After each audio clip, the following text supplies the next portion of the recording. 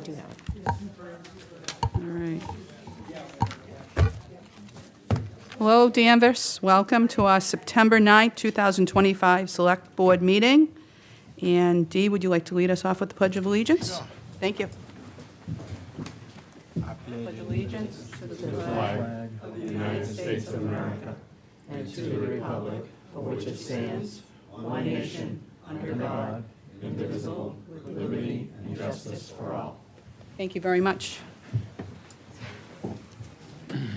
All right. At this time, what I'd like to ask the public, please, is to silence their phones. And also, naturally, I understand that if there's an emergency or you need to take a call, if we could take the call outside of the room. And if all board members could put their cell phones away, too, or silence them, that would be great. So we'll move on to approval of the minutes. Do I have a motion to approve the minutes of August 12th, 2025? So move. Do I have a second? Second. All in favor? Aye. Opposed? None. And I forgot to say that Board Member Bennett is not with us tonight because he's on vacation. At this time, we're going to go to item number 2, new public business. Who would like to come up to the audience? Please go up and introduce yourself. And we also have a timer for 3 minutes. The clerk, would you take care of that? I will. Thank you very much. Bill Bradstreet, Town Meeting Member, Precinct 1. If I may, I had a couple of things to mention. On the town's website, my wife couldn't find it for me, is a spot where it identifies when the flag in the square is at half-mast, who it's meant to honor. If it could be added to the website so it can be found. I think someone needs to be notified, or all of us need to be notified who we're honoring. Thank you. Thank you, Bill. Parking lot that the town owns between Cherry and Elm Street, would it be possible for a sign to be put up that says contractor's yard and boat yard? And the bottom, and the last line in the bottom, please use your inside voice. We're going to be addressing the parking lot with our presentation. Whoever has to. Thank you. I'm just mentioning to you. The other thing I was asking, I would ask, is if there's an update on the dead and dying trees at Polk's Landing. I know the town planted some new trees down there. They have the green boots on them. One of those trees is already dying, so I'm not sure what needs to be done or what should have been done. And also about the evergreen with the solar lights for Christmas or whenever. I mean, I think the town's proud of the park. It's nice that if someone at any time goes through and sees how much care we take of that piece of property along with others in town. That's enough for now. Thank you. Thank you, Bill. Does anybody else want to come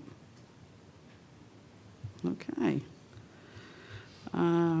At this time, we will go to, the board will discuss a potential vote to allow the treasurer-collector to establish voluntary electronic billing pursuant to MGL Chapter 63A. And who is here to speak on that? Please introduce. We know you, but others might not. Thank you. Jill Summit, I'm the treasurer collector. We were just hoping to have the vote so we can provide e-billing to any resident that wants to take part in it. It's fully opt-in, they have to sign up for it, and and then they'll get a tax bill emailed to them instead of mailed. That's it. That's great. Gardner, do we have questions? I do my water, sewer, and electric online now, so which fees will we be able to pay through this? Real estate and personal property. Okay, not excise? Not excise at this time. Okay. It's still fairly new, and there aren't enough communities using it that I'm comfortable. They're still updating their system and everything with it, so. Very good. Thank Mike? Quick question. Do you guys experiencing any problems with the paying online? Because I can't get it to work. Through Unipay? Unipay works, but if you go the other way, like right into the regular town website, it won't let me. So you have to go to the pay bill section or something. Yeah. It does move you to a different site. It'll say proceed to next site, and you need to click on that. Yeah. I mean, if you have, you can call our office. We can walk you through it. Keep saying it doesn't know me, which is good, because I owe you the money, so. All right, thank you. Thank you, Mike. Dee? No questions, thank you. All right, well, thank you, Jill. You do a great job. So this is a voluntary, what's it say? A vote to allow the treasurer to establish. So do I have a motion? I move we accept the recommendation and vote allow the treasurer collector to establish voluntary electronic billings pursuant to MGL Chapter 60, Section 30A. Do I have a second? Second. All in favor? Aye. Aye. Opposed? Thank you. Thank you very much. And the public can get in touch with you if they have questions. Thank you, Jill. The board will hear a transportation needs assessment report from Planning Director Brian Zakelli. However, I believe Aaron Henry is going to be doing this presentation. Thank you.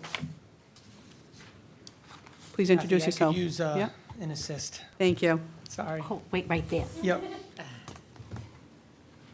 My computer didn't like this room tonight for some reason. Ms. Ellsworth is going to help. All right, let's see if I hit play. It should work. Excellent. Good evening, board members. Thank you for having me. I am pinch hitting for Mr. Zakelli, so unfortunately, I probably can't go too deep into the answers should you have any questions, but I will take notes and make sure I can get you those answers as he's available. Wanted to give you a brief summary. Again, this was I want to say this was over a 60-page document. We got funding. We put in a little bit of our planning consulting money and got a matching grant from MAPC to help us leverage those dollars as far as we could. And here tonight, we've wrapped up a community needs assessment around transportation. And I'm just going to be giving you a very high-level summary of that. So again, we'll talk a little bit about the project goals, a little bit about the background, key findings, and recommendations. So the goal was to reach out to the community to try to better understand the community transportation needs, figure out if there were any barriers to what the community would like to have out there and how we can get to those changes. Also develop some recommendations to get further study into those. And we touch base with existing planning documents like Strategic Danvers and some other plans to kind of give us a little bit of a guidepost as to how we approach the work. And ultimately, if things progress from here, this would be basically the foundation for moving this ahead for equivalency for a chapter in a master plan. And again, we're not necessarily saying that we need a master plan, but Massachusetts law does encourage communities to have master plans, of which transportation would be an element, and the needs assessment really would go a long way towards building towards that. So a little bit of background in general that we learned through this. We have about 650 households. We have a little over 11,000 households in town. 650 of them do not have a vehicle. About 13% of our renter households do not have a car. Generally speaking, we're about 80-20 owner-renter. So we have a significant portion of our renters are without vehicles. 22% of residents are 65 years or older. 28% of our households have children present, and again, that comes into things like Salem Skipper, where some preteens might be able to have transportation options and some independence if we had more public transportation options. And 20% of people in town have a disability, and again, there are services through the MBTA like the RIDE, but those sometimes fall short of community needs. Then again, on the right here is kind of the groups that those general populations we kind of kept an eye out on as we move through the project. So jumping right to the end, again, there's a ton of information in this report, 60 plus pages plus appendices. But here's the key findings. People wanted a more walkable community. People are concerned with traffic and congestion, and people want more transportation services. And again, we know that. We've heard a lot about the MBTA restoring service. So again, no real surprise here, but it was important for us to go out and kind of reestablish what the community is looking for, as it's been a while since we had a touch in on these topics. So basically, some of the things we heard about walkability, and for those of you in the room that come to the Transportation Advisory Committee, this is probably nothing new. We do hear a lot about a disconnected sidewalk network, the conditions of the sidewalks, and limited crosswalks in town. And we've done things like this year, our first year, that we have some money set aside in DPW's budget for crosswalk and rapid flashing beacon deployment. So again, we're making progress on some of this, so this isn't, again, new information to us. But again, we had not gone out to the community and really ground truth those. We also need, and that was mentioned in Strategic Danvers, was the need to preserve those sidewalks and enhance them when possible. We did do a survey, and we really got a lot of feedback. Walking was the thing that more people want. We thought biking would be up on the list, and it was on the list, but cycling dominated across all cohorts. Walking dominated across all cohorts, sorry about that. And again, this last one is something, again, we had heard of through kind of general community outreach over the years, but to have it kind of coalesced into this plan was very helpful. And that's basically, people want to understand how to get from point A to point B on foot. So your kid's going to Smith School, how do you get from Smith School to some other community facility, avoiding the busiest roads if possible. And that's something we've been talking about in-house as well. Public feedback. I will say generally, I know doing surveys and reaching out to the community is always fraught with, did you get enough to make it valid? In this case, we got a little over 500 respondents. That it's a number that we did better than the last one we went out on, the housing survey. We did better than that one. It was enough to be statistically significant according to the math based on the size of the population. We got about 2% feedback, which is enough. Again, it is what it is, but we did do that survey, and I think that was helpful for us to kind of understand that we're not out of our minds with some of these things that we are thinking of. Traffic and congestion, obviously, lots of people feeling like the increased traffic in town has some sort of correlation to development, and we need to kind of do a better job of unpacking that and understanding that. We do, as a community, have high single occupancy vehicle usage. So most adults in this town have a car available to them. And you'll see that in the report, over 70% of trips in town are solo alone, which again contributes to traffic everywhere. Transportation emissions are the largest source of emissions in town. And again, that's kind of a touchback to the Strategic Danvers plan, where I think emissions dwarfs all the other categories. So again, we are trying to be mindful of the environmental impact.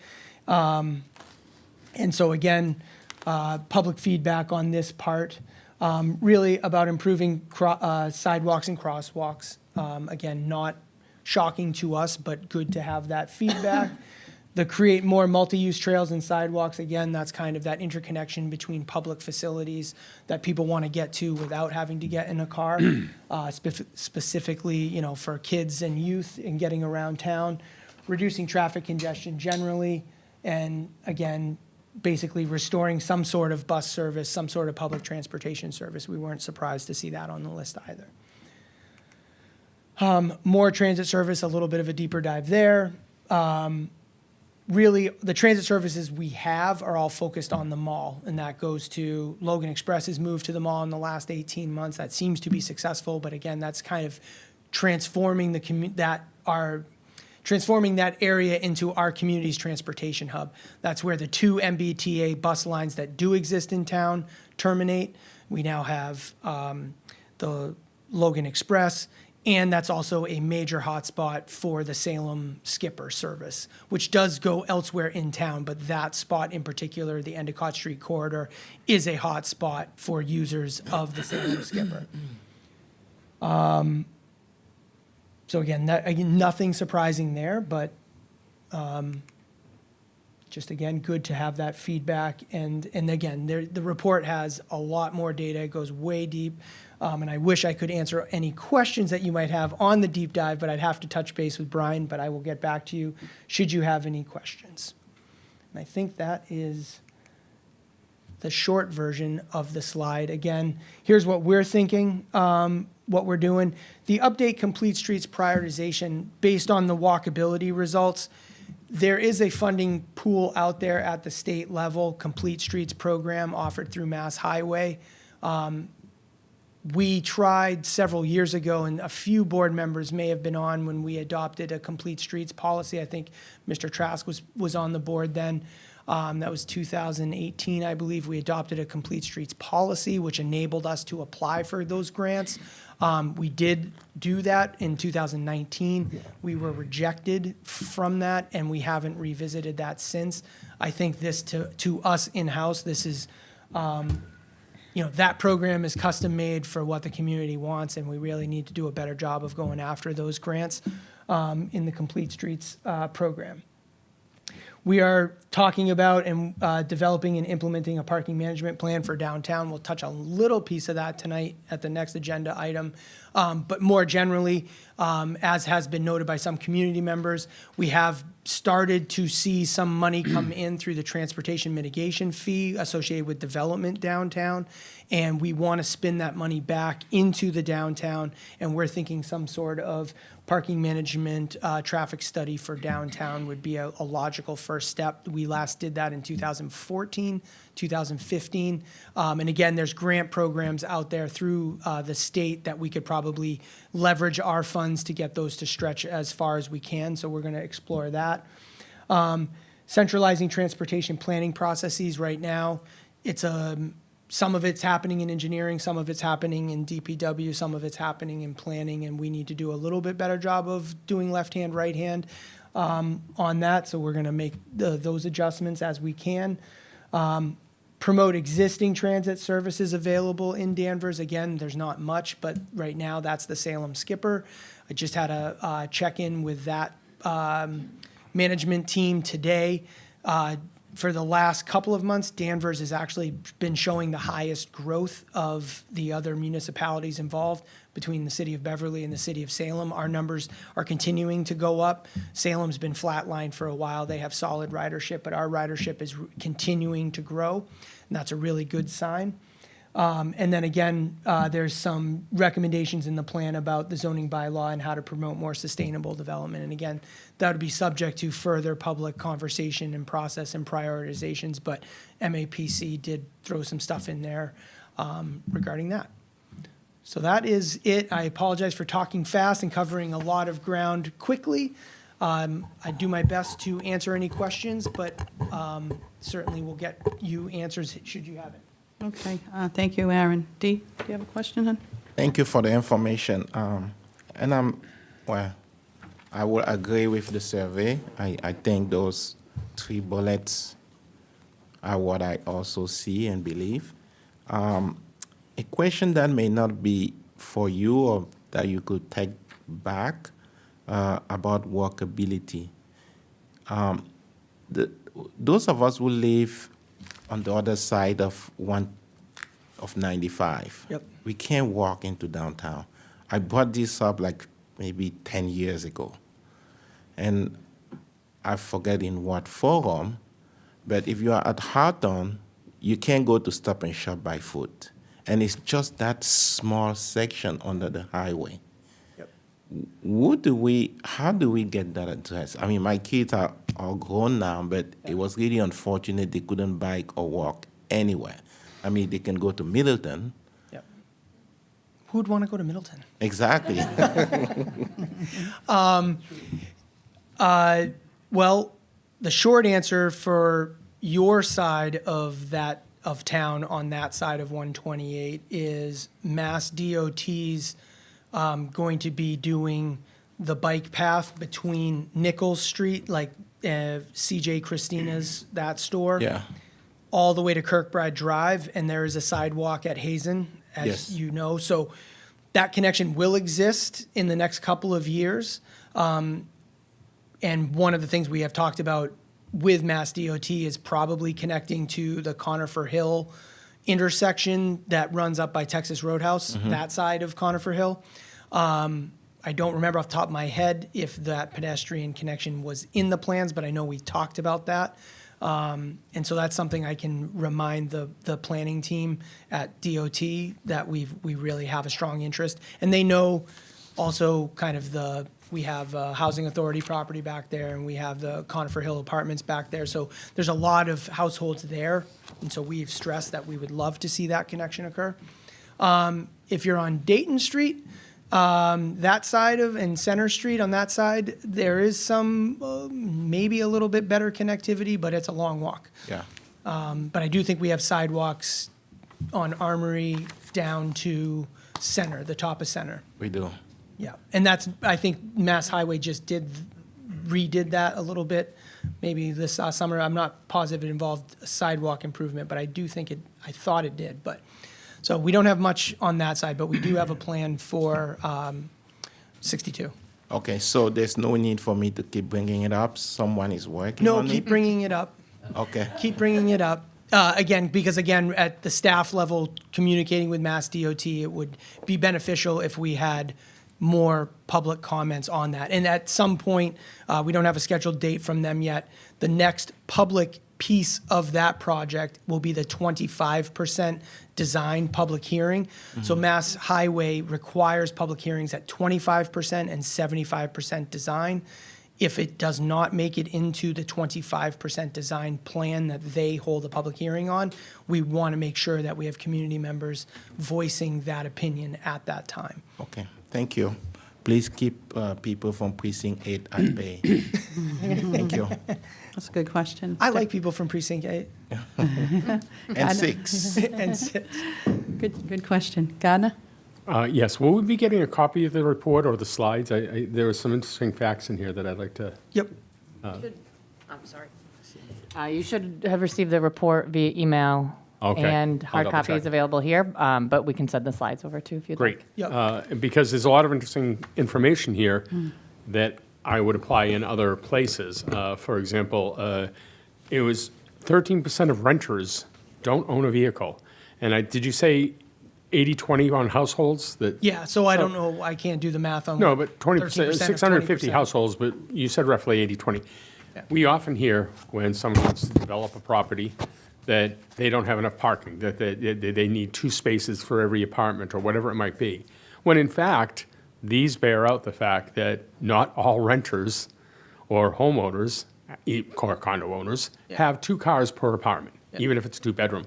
And I think that that's a reality as opposed to people have these anecdotal observations and state them as if they're factual, when this is a number we can point to and say, well, maybe the parking regulations by the planning board should reflect some of these modifications, or the ZBA, to know that, no, you don't, if you're recommending 4 apartments, you don't have to have 8 spots necessarily. So I think those are important facts that you got out of this that we should promote. I also agree that we do have a lot of traffic in town, but I've also contended that a lot of the traffic is pass-through traffic. People going from Beverly, Cummings Center, Beverly, up, to Route 1 to 95, Poplar Street, 62 is packed. Yep. But I think in order to, again, that's my opinion, that's anecdotal, that's observational, but I think we should get some facts out of it. We have the opportunity, the police do statistical analysis, they can run the cords across the street. And if you ran a cord across the street at Elliott on the way into Danvers from Beverly, you ran another cord across the street at 128, when 128 comes off, either side of 128, and then again taking a right onto Poplar Street, and then again down at Summer and down before you get onto Route 1 and 95 on the far end, you could actually extrapolate how much of the traffic that's in town is actually passing through town. The same thing with around the schools. St. John's Prep. You know, we know the Danvers school system. We know that, but you have a lot of people at the Prep. You have a lot of people at the Aggie. Having those studies done are straightforward, pretty simple, don't cost us anything. I believe we have the equipment. If not, we figure it out. But we should be able to say with some certainty that, yes, while we do have a lot of traffic in town, absolutely, it's obvious. A lot of this is not people moving into town, people moving out of town, not necessarily residential parking. And you can timestamp it. You will know between 7 in the morning and 9 in the morning, and again around the schools, when schools are let out, and then again when they leave, that's the majority of your traffic. And I think it would be important to actually pursue that as an option and an opportunity. Yep. And maybe my next recommendation is for the next topic about traffic rules and orders. I'll hold that one, but I would also like to suggest that we consider reviewing and updating the parking study that we did, because another concern we hear a lot is there's not enough parking downtown. We can't find parking. There's not enough parking. When the reality is there's a lot of parking downtown if people are willing to walk a block or two. You know, it should be pretty straightforward to take that study, where the map of available spots were at that time, and find out if any of them are no longer available. I don't think that we've actually sold off our properties and parking spots. I would be hard-pressed to think that it's gone down dramatically. But if we were to remind people, you know, you're right. If you want to stop at Kathmandu, if you want to stop at Modern Butcher, you're not necessarily going to get a spot right in front. You may have to park over by the, you know, behind the old Tompkins building where the ambulance is. You might have to park behind CVS or behind Brothers to get there. But there is actually quite a bit of parking in the area. So I would actually like to ask that we consider just pulling that out, freshening it up, Yep. and publicizing exactly where we are. Because I remember out of that was the recommendation we do a lot more signage. Yep. And pointing people towards those parking. Yep. And I think that that's, again, an important fact when people are concerned and raise the concern about lack of parking for all the people who are moving to town or all the people in town. So, thank We you. are going to be, and I hinted at that earlier in the presentation, we would like to freshen up the 2014 downtown parking study and maybe expand the scope a little bit to cover the situation as it exists today. But I would say the signage recommendations, we are also moving ahead in, and that's part of the downtown lighting project. We have an earmark, thank you very much. I think it was either Sally Kearns or Senator Lovely helped us out with that. Makes the dream work. That should be coming later this fall. We're just kind of coordinating with that. We had a meeting earlier this week to talk more about that. So some of those recommendations we are moving ahead on finally, but we do need to refresh the overall plan there. Great. Like I said, I appreciate people's observations and anecdotal observations, but the reality, there are some numbers we can apply to these things. Thank you. Thank you, Gardner. Good questions. Mike? Thank you. I guess the general statement that your presentation is screaming at me is that we have to, in order to get the walkability to work, is we got to try to get more business to come in, fill up all these spots, so there's something to walk to. And again, a general statement would be, how do we get more friendly with all the different groups, committees, town hall, everything that has to take place for a business to come to town? You know, where do we, smoothing out some rough edges possibly? And, I'm sure it's already being done, but how do we get businesses to want to come rent here versus Beverly, Salem, Peabody? Just so we fill it up and then walkability works. Yep. Then there And is I think something. to that point, we've been talking with Ms. Cahill about how to kind of re-energize our economic development focus, and so hopefully we'll have more on that in the future. Yes, thank you. Yeah, thank you, Mike. That's the same, I'll echo the same things that they said too. Walkability is very important. I was in Melrose the other day, and the amount of people just walking through. And I used to say to our former town manager, take a drive through Melrose. and look at all the businesses that are thriving there, you know, and the pretty lights. And like you said, as we talk more about downtown development, I think that will be the key. Yep. So, thank you, Aaron. Any next steps on this, would you say? I think there'll be more conversations to come, but I think this part of the process is more or less concluded. I do think there's a bigger conversation about what we want to do next, and we'll be back and working with Ms. Cahill on those next steps.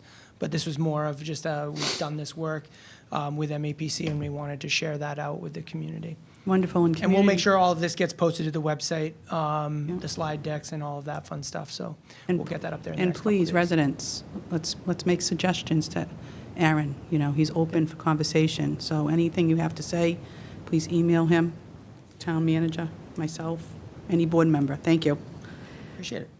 All right, so then you might as well stay up there, right? I'm not moving. You're not moving, okay, so we'll go to item number 5. The board will hear from LUCS Director Aaron Henry regarding potential changes to the town's traffic rules and orders. So, you got a memo. This is a little bit more concrete than the last one, and I guess I can kill this, Kathy. Are you done? I don't have a slideshow, but you have cats on the desktop. We should look at cats. Oh, you want to see my cats? Yeah. Okay. I don't know how to get out of here now with the remote. She's very excited to share her There's cat. my cats. Okay. Apologize for the diversion. In your packet, hopefully you got a memo from me, but for folks at home, just to give you a little background, the community's traffic rules and orders are determined by the select board. It's been about 2 years, a little over 2 years, since we have formally amended them, June of '23. We did have a little conversation in September of that year, but nothing actually came of that, so there were no amendments made in September. You should have received, ideally, you got a clean version of the existing rules and regulations, you got a redlined version of the proposed changes, and a clean version of the proposed changes. The red line. What's that? We only gave them the red line. Okay. That's all you need, but out of an abundance of caution, I gave her everything. You can have as much as you'd like. Yeah. So, and just again, for folks not familiar with the material in front of them, the Transportation Advisory Commission monitors and administers our transportation safety issues on a day-to-day basis here in town. We meet once a month.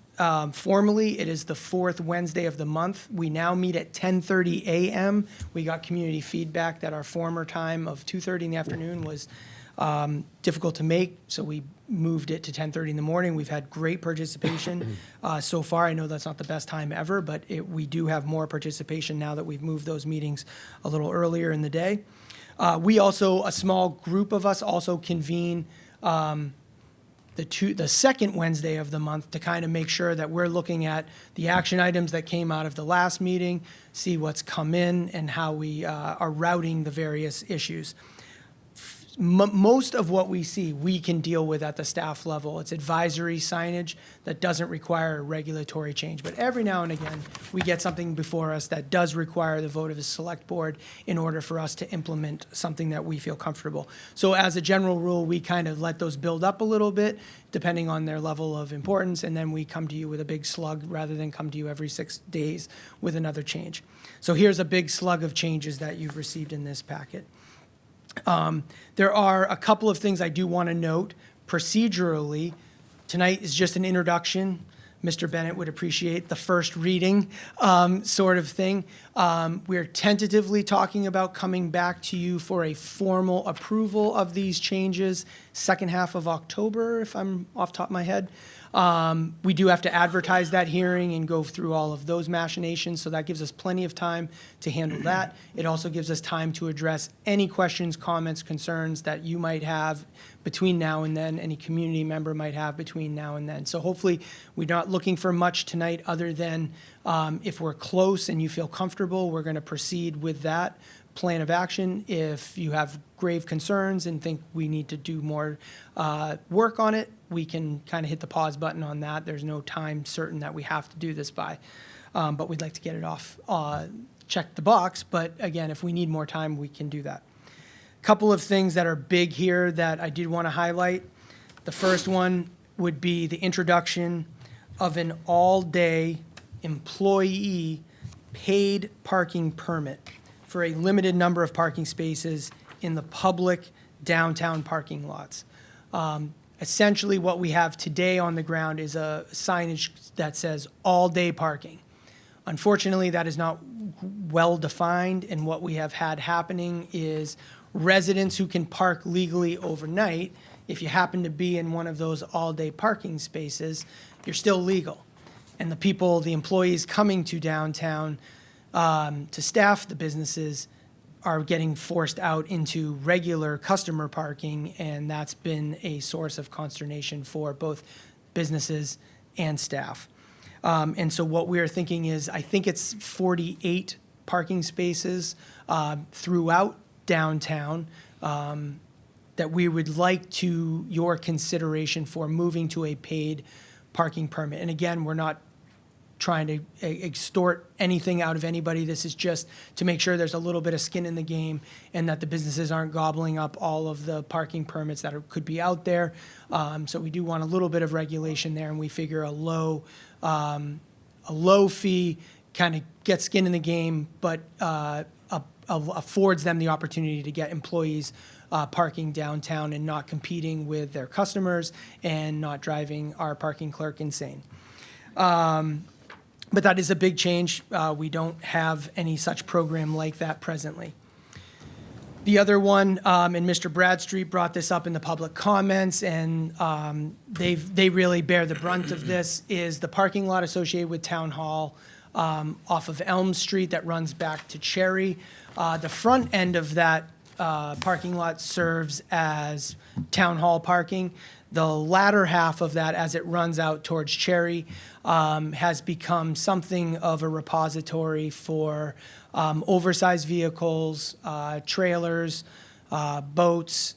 Right now, it looks okay. That's really through, and Lieutenant Sullivan is here. We sometimes call him Admiral Sullivan because he has to deal with boats so often.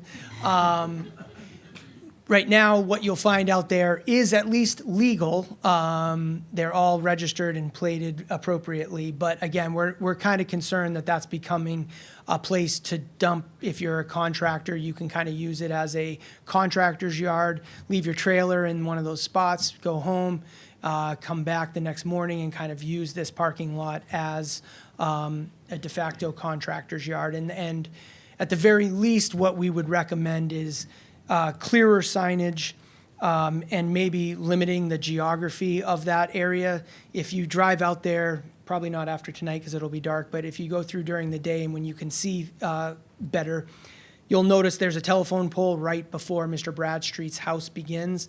At the very least, I would suggest stopping those parkers from being able to go beyond that, because at that point, there's 2 single-family homes right at the end of that, and our biggest vehicles are parking right behind the 2 single-family homes right there, bearing the brunt of our policy. So again, that's something to consider. We don't really have strong recommendations for you tonight. Again, we think it should be better regulated and more clearly regulated, and you'll see the language in the document for that, but we want you to consider that, and happy to take any feedback over the next couple of weeks on that.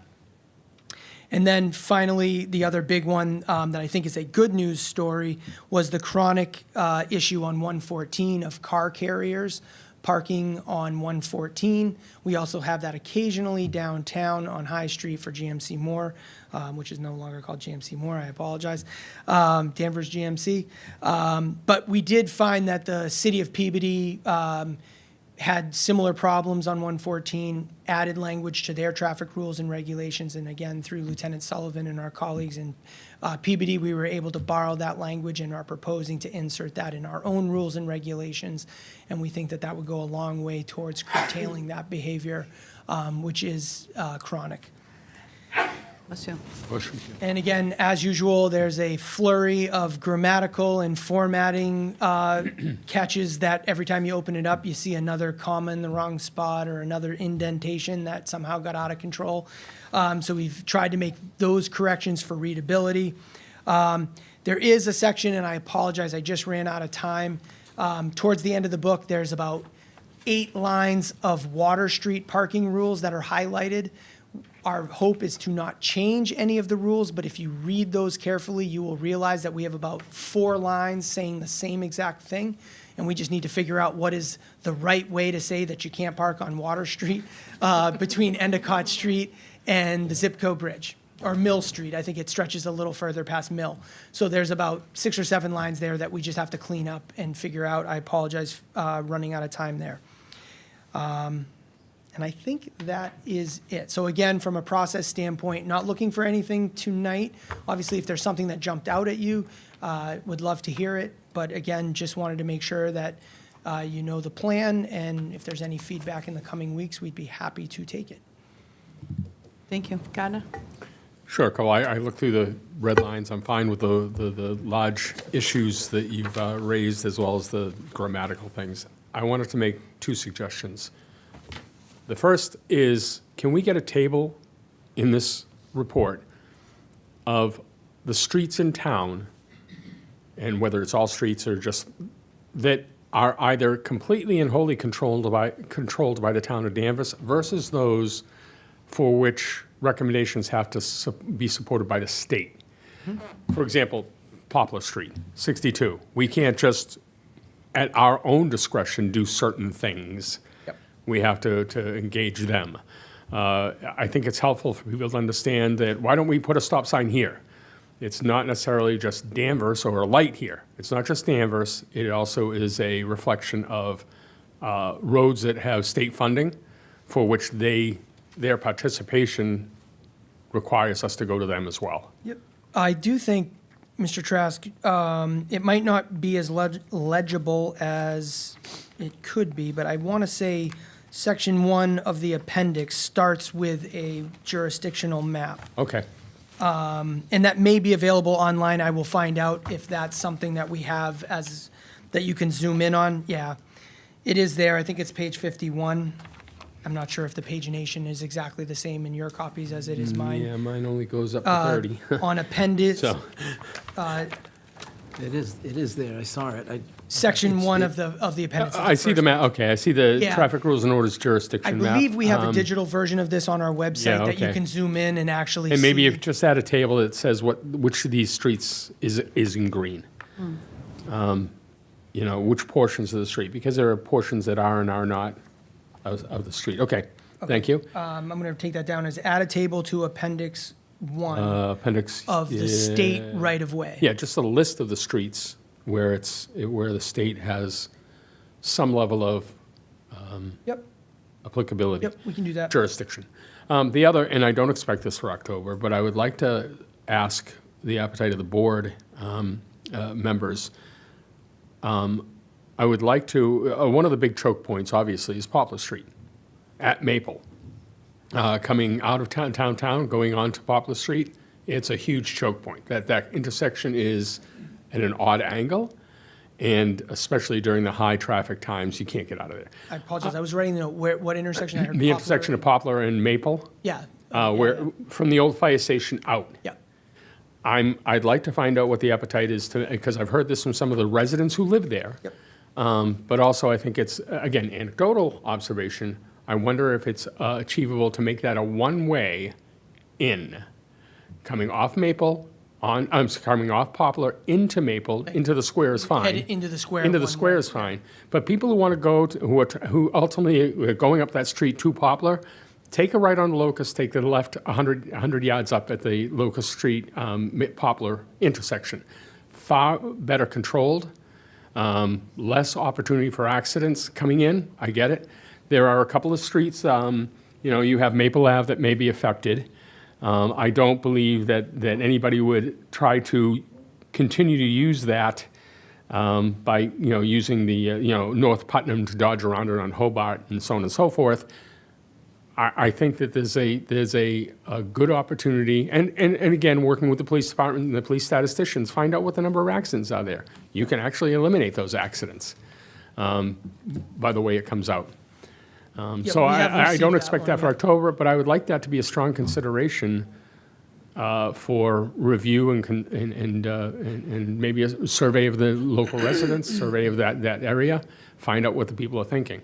I'd want to say we've talked about that generally in the last year. I can't remember what month, but yes, so absolutely, get Okay. back to you on that. I guess I formally want to put it on someone's Yep, plate. I can give you, I'll go back and dig up the information. I know we've discussed it, and I know engineering had some conceptual drawings of not that version of it, but they did look at that intersection to see maybe teeing it off, if that would improve the safety issues there.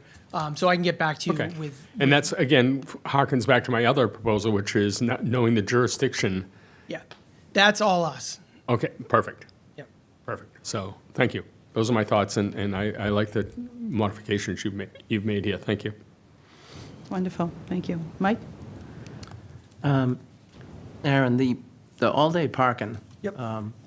It just sounds, I know you need to do it, but it sounds really problematic. How do you govern that? And how do you enforce a neighbor that parks there? Well, because basically, the business will have to either directly purchase or provide documentation that the person purchasing the permit works at a business downtown. And similar to how we've implemented neighborhood parking around Essex Tech, which, knock on wood, we're now into the third year and have had very good success up there. The only difference, how we would apply that to downtown versus how we implemented the program up at Essex Tech would be, in this case, there'd be a nominal fee for entry. Basically, just a little control mechanism to ensure that, one person doesn't buy 25 permits.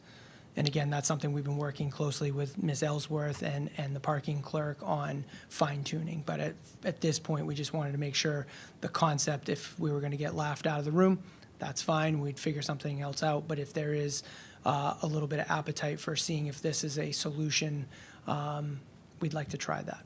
And those spots would be marked up differently, so. Yeah, we'd have to get new signage to make that clear, and we've talked to the police department and Kathy Simon about what that verbiage would look like. So we're, in theory, ready to go, but we wanted to have this conversation with you all before implementing such a novel program. And the businesses have all complained to bring this forth? Is that that's why we're there? I wouldn't say they're asking us to charge them for parking, but they certainly have Yeah. asked us about how do we solve this problem. And again, at this point, we're kind of at wit's end. It's got to be some sort of management tool. Otherwise, it's a free-for-all. And the all-day solution that we tried has not really worked the way we thought it would. So, Okay, all right, thank you. Can I follow up on that? Yeah, go ahead. Madam Chair? Sure. So, I'm presuming the placards will be sold to the business, not to a person who says, I work at this pizza place or this whatever. I assume it would be sold to the business. So Brothers would That's- buy 2 or 3 placards, or whatever it that's is. yes. And again, we're not going to regulate whether or not a small business actually says to their employee, Johnny, you give me the $20 and I'll go buy the ticket. But yes, our thing is we want it to come from the business. How that business gave us, came into that money, that's on them to figure out. I understand, but it'll be numbered and assigned to a business, not to an individual. Correct. Okay. And I guess you'll also consider where those spots will be. They certainly wouldn't be street side spots. No. They would be And spots. the all-day parking spaces exist today. Okay. And they're usually in the back or the sides of the lots. I mean, we try to put them in the farthest in any particular lot. All right. Well, I just wanted to follow up because when I thought you heard I heard you respond to Mike's question that they would be sold to the employees. I'm assuming it'll be sold to the business. Correct. That said, it might be an employee who says, hey, business owner, I'd Yeah. like to Yeah. take advantage of this. Can I, go through you to get that parking permit? But, sorry. Is it at the same rate for the day and you're just ensuring they don't get a ticket for being more than 1 hour or 2 hours, depending on where it is? Correct. Okay. Yeah, very and it's good. first come, first serve. We're not going to say that this is your spot. You have a parking pass. These 48 spaces are available to you. Thank you. Thank you. That's good, thank you. Dean? Thank you. I have a couple of comments and maybe things to look at as we draft a final version of this. The car carrier by motor vehicle. I think that was on my package, page 18, section 26. That's an add-on. Yes. C, it says any violation of this section, they will get like a 500 fine for the first offense and 1,000 for the second offense. Who does the fine go to? It's not clear to me. Is it the driver or is it the business owner? The driver. Is that Lieutenant Sullivan? It goes to the driver in that case? Civil motor vehicle infraction goes to the operator, and a bylaw ticket would be given to the company for the car being delivered. There are 2 tickets? Rob, do you want One- to go up there and answer that? Sorry. It's important. Good thing he happens to be here. Yeah, thank you. No, no worries. Thank you. So there would be a civil motor vehicle citation issued to the operator of the car carrier. Just like if they were pulled over for speeding or something, it's the same ticket. A separate ticket would be issued to the owner of the business. The business is required to tell the car carriers, you cannot park on 114. You've got to come into my lot, offload your vehicles there, or make plans for them to be dropped off someplace else. So what Peabody did was, right now, it's very difficult. The car carriers come from all over the country. You never know who's coming in today. So it's hard for these businesses to get the word out, so they just don't pay attention. So if they are potentially going to get a ticket, if there's a car carrier parked in front of their business, they're more likely to wave the carrier in and say, you can't park there. You have to come into my lot. That would be a bylaw ticket, a civil ticket that the police would issue. us? Yes. Okay, so I think we may want to get that clarified in the books because just by reading, I'm not sure who is getting the ticket. And also, how do we keep track of the first versus the second?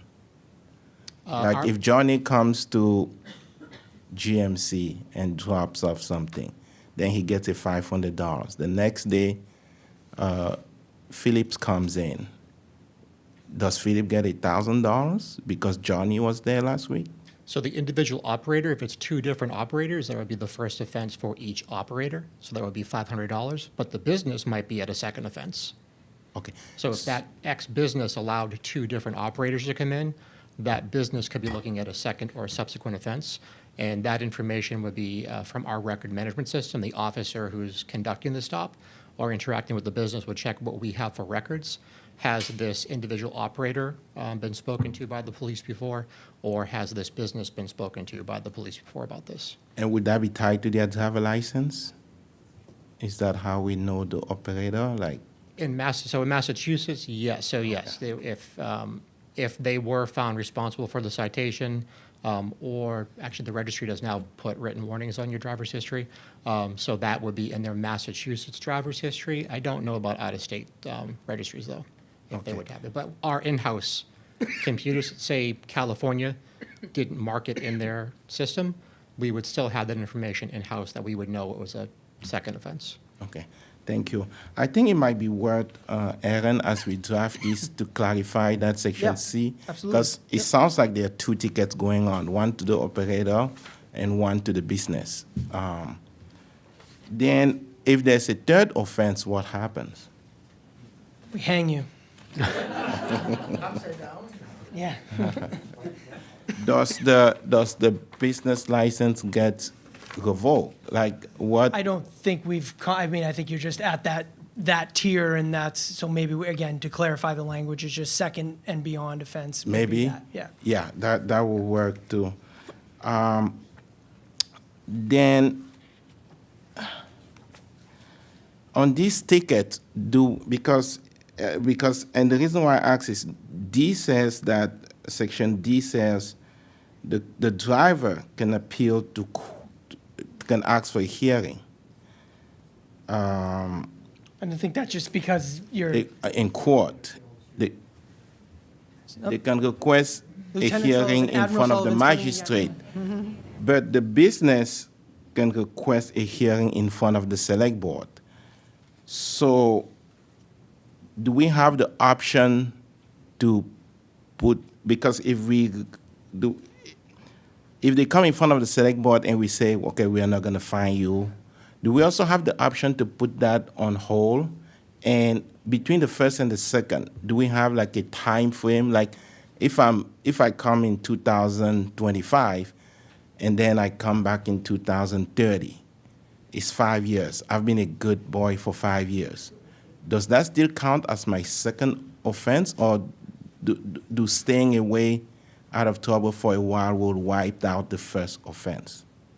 For the first part, sir, the operator, they have to appeal to the court. Their right of appeal is to the Salem District Court. Okay. That's for any Chapter 90 violation ticket that any police officer writes for any violation.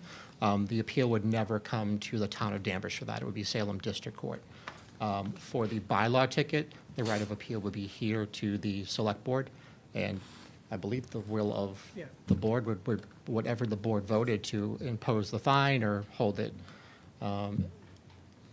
against a company as long as they stay out of trouble for a certain period, or to even determine if the board believes it's a second or subsequent offense. If there's new ownership, or the business it's still there, it's still a car dealership, but it's a new management or new business, the board could look at that and determine, well, it's a first offense, or we'll give them a warning.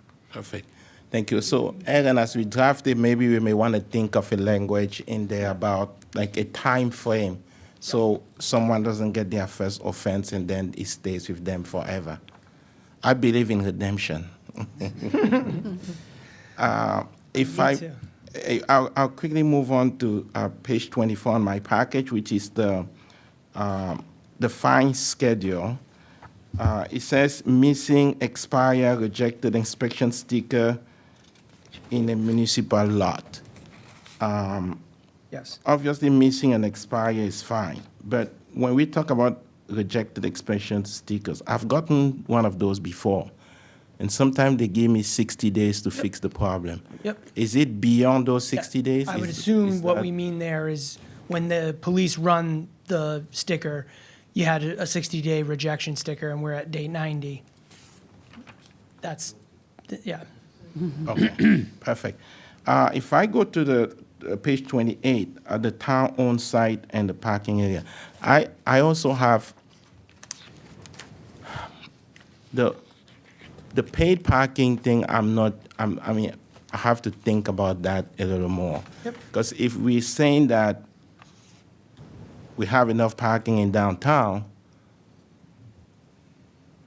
can the business park a little further from their businesses and walk to where they're supposed to work? Or is it because there's not enough all-day parking?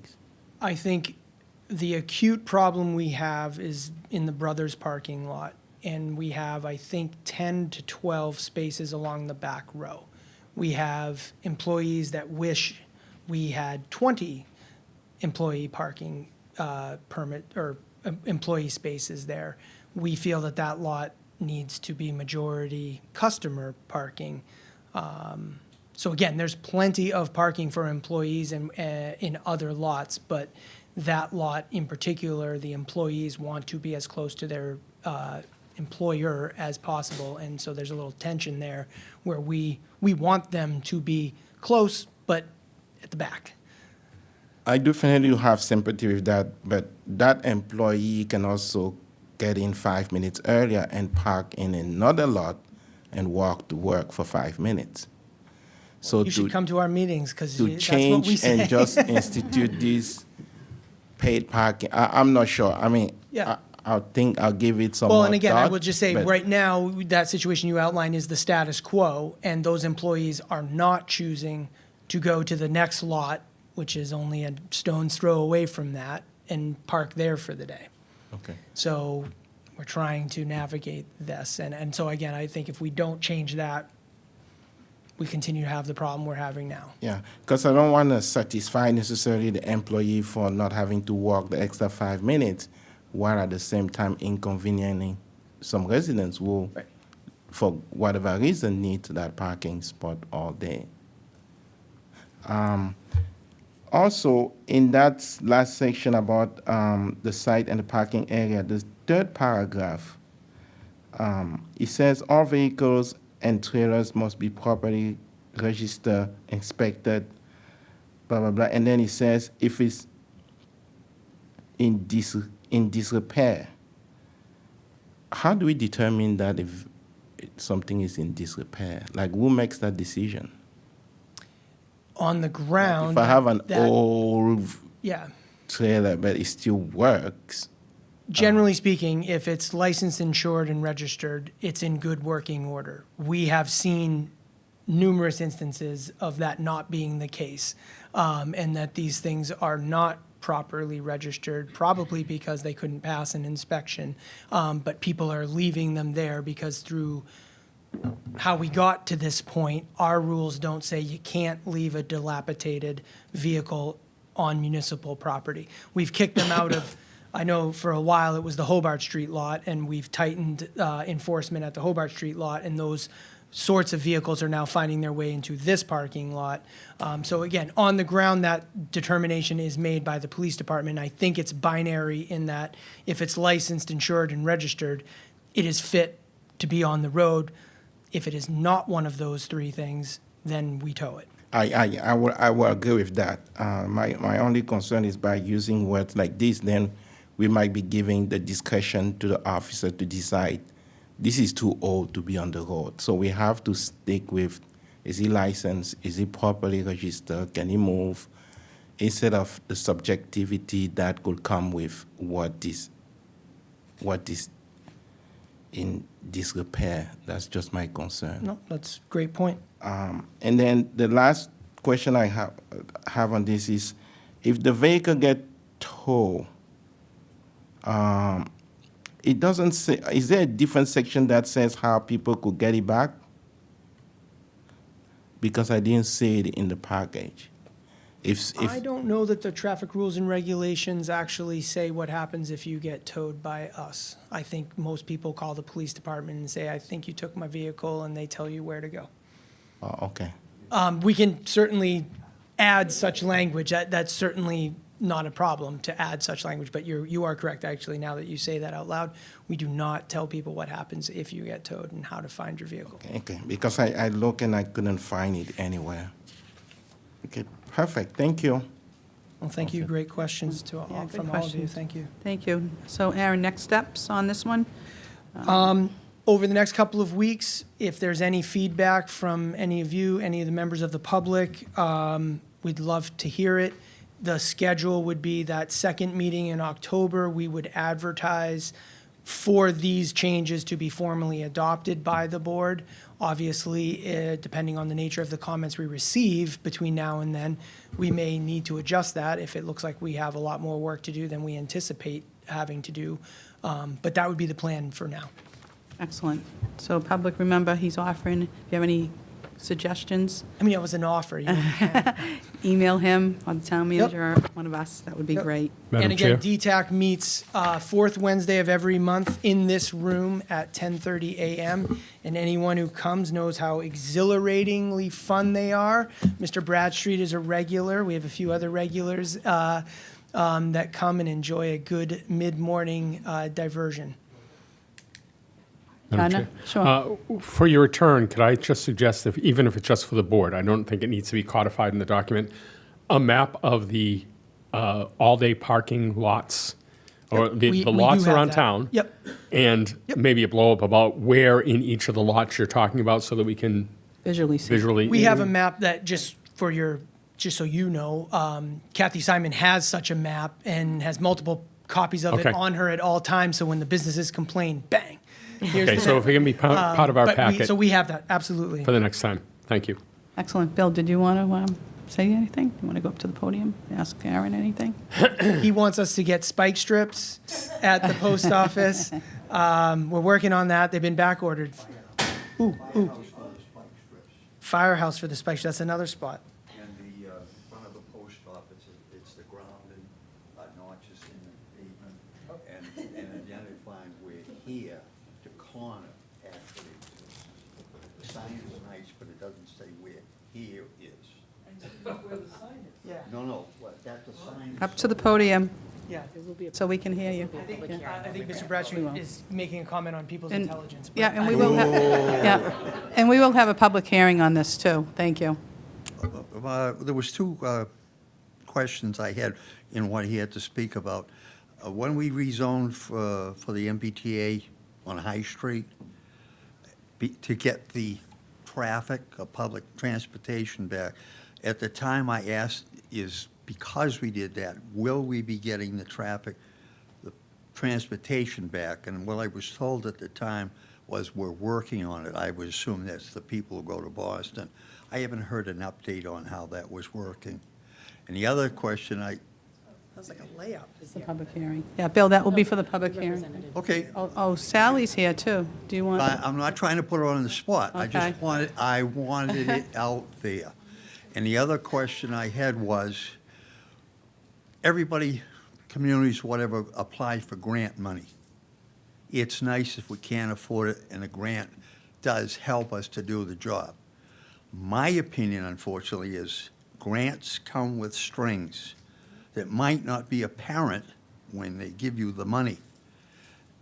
What do we do if down the line we have to do or feel we need to do something and the grant at that point precludes it?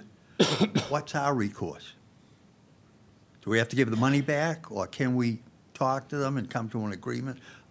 I'd ask that, because as I say, grants of money, someone doles it out, it comes with strings, my opinion.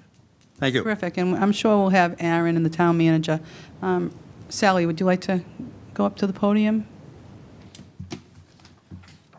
Hi. Thank you. Thank you for being here. Thank you. Good to be here. Hi, everybody.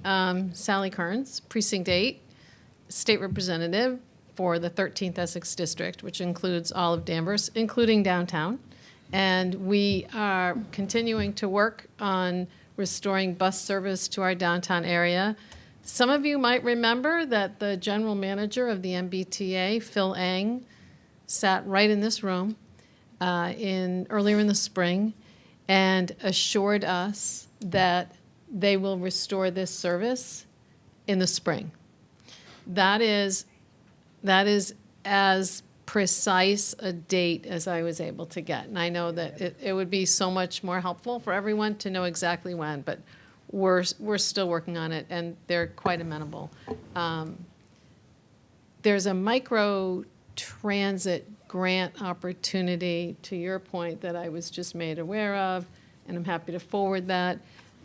The bus service that we're talking about, Bill, I don't know if that's what your question was, but that's not grant related. Okay. Okay, got you. So that's the update on the bus, and I'm a big fan of Phil Eng's. I think he's done an amazing job getting the MBTA back on track, quite literally back on track. And so I think that we have good things to look forward to. There is car carrier legislation, by the way, that would ban the car carriers from unloading on a highway. And that just went to third reading. But I'm also, sorry. So we'll see. But I'm also told that the ordinance in Peabody that we're looking at has stronger fines. So I would say keep going with the local ordinance. And but the penalty would be you'd lose your carrier license for repeated violations. So you have to go through the chair if you have a question. Oh, sure, I'm sorry. Yes, please go up to the podium and introduce yourself. Thank you. Hi, Jorge Sanchez Salazar, Precinct 6, I think. For Sally, about the MBTA coming back in the spring. Was that specifically said spring 2026, or just a spring? Vague, yeah. Spring. No, it is spring of 2026, and I thank you for the clarification. Yes, which is around the corner. So I am confident that they are looking at spring of 2026. So thank you for clarifying. Good, thank you. All right, Good to see terrific. everybody. Thank you. I'm enjoying the discussion, and I look forward to digesting every word of the 60-page report. Thank you, Aaron. No worries. All right. There's nothing else, I'm There's good. nothing else? Thank Board you all, members? see you in a couple of weeks. What, Bill? Go right up. Bill McKenzie, Precinct 3, Town Meeting Member. I just have a question about the planning board. When they're planning on these big car lots to sell cars, aren't they supposed to provide space for these trucks to unload? And what kind of fine should have been put in place at that time when it isn't found? Thank you, that's a great question, and I actually wondered if I should interject when we were talking about this earlier. With the exception of the downtown dealership, just because of its age and vintage, it didn't go through a site plan approval process.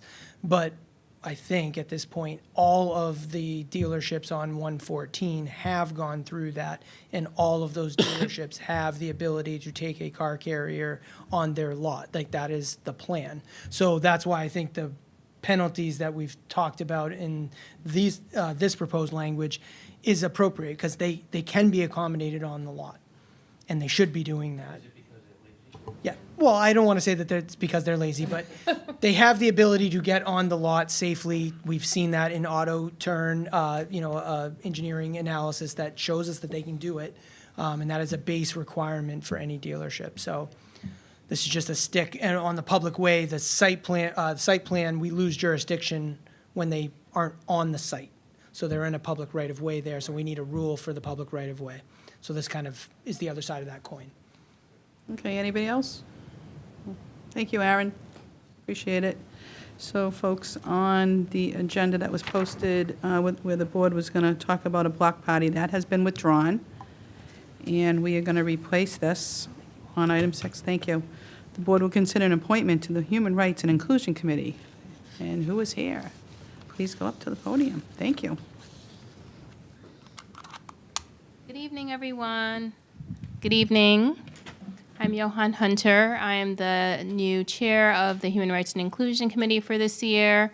Excited to be here and happy to have a very fun-filled year.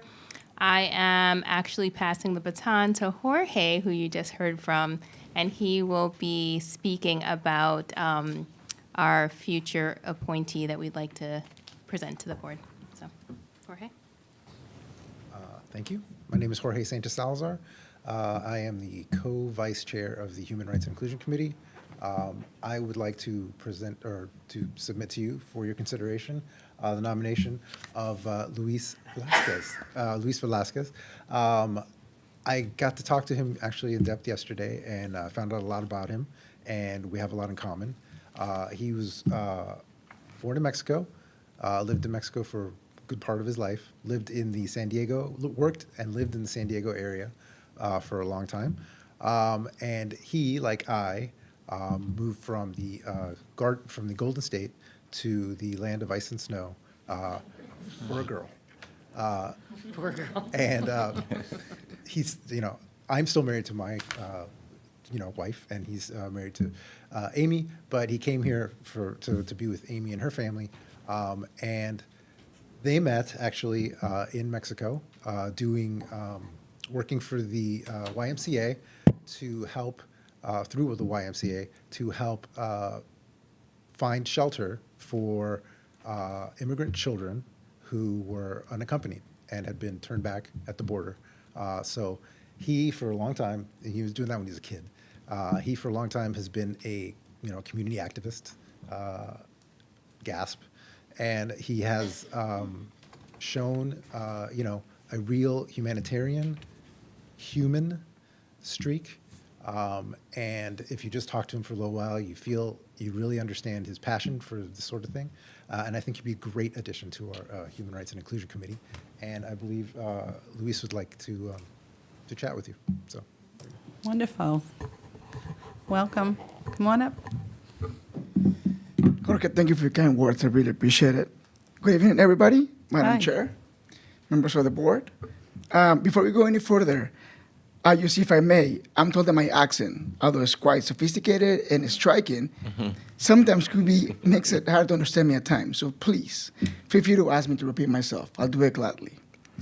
My name is Luis Velasquez, a Danvers resident since 2010 in Precinct 7. And I'd like to thank the Select Board for taking into consideration my application to join the Human Rights and Inclusion Committee. But most importantly, I'd like to thank those folks in the Danvers community, sitting here right now, and those at home who are working day in and day out to improve the quality of life in our town.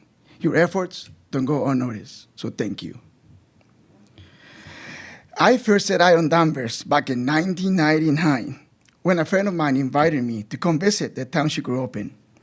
Coming from California, I was used to palm trees and the Pacific Ocean, so my first impression of Danvers was, man, this place looks like a movie, you know? With the charming Main Street brick buildings and the Movie Works video store in town. So 15 years ago, after relocating with my family from sunny San Diego, I became a character on this movie we all call Danvers. Like Jorge said earlier, my background includes working with the YMCA, both nationally and internationally, along the Mexico-USA border, assisting marginalized communities, and doing community development work, as well as providing guidance and protection to the most vulnerable of them all, children. This work brought me to a leadership position as part of an international youth exchange program with the YMCA called Mano a Mano, hand in hand in English. And I have to say, bringing young people from all across the Americas, from Canada to Argentina, together under one roof to share our cultural experiences, try to solve our differences, and try to look for a path forward where everyone is included, proved to be life-affirming work. In my current line of work, in the automotive industry, I also get the chance to meet folks from all walks of life, with different cultures, belief systems, and backgrounds. And that there's one thing that I learned from all of it, is that we are all human. And as such, each of us are fallible. But also, we're capable of kindness, compassion, forgiveness, and empathy.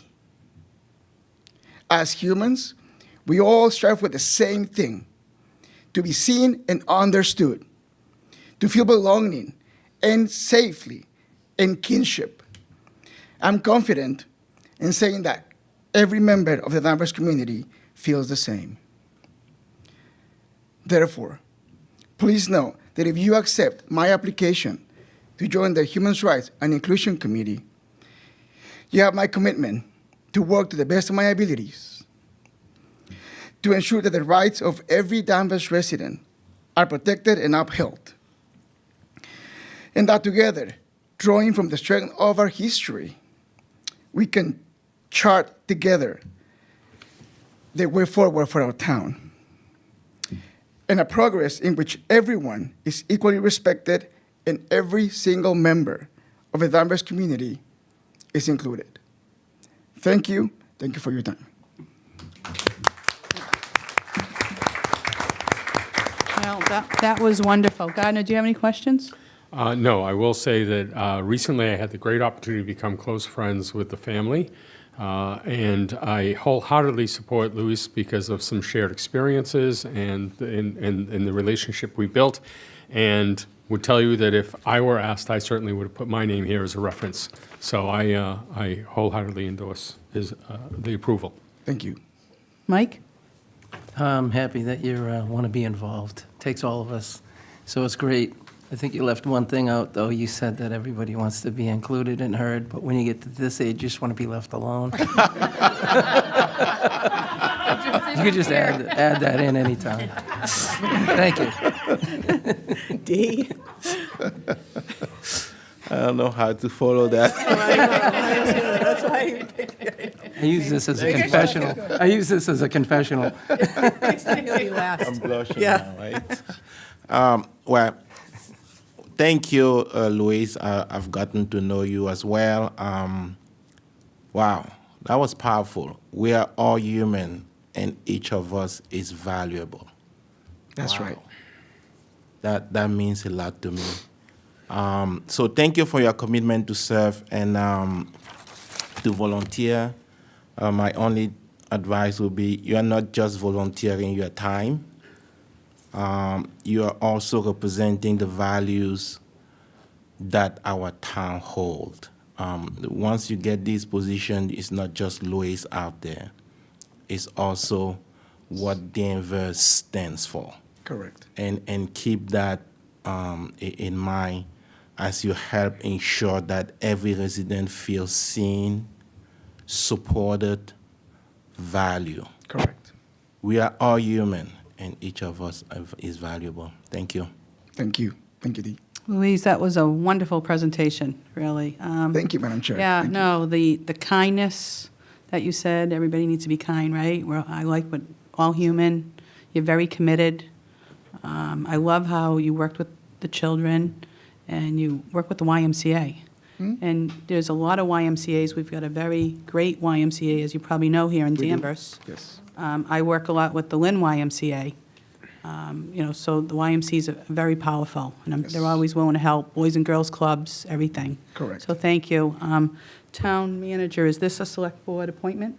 Yes, it is. Okay, so.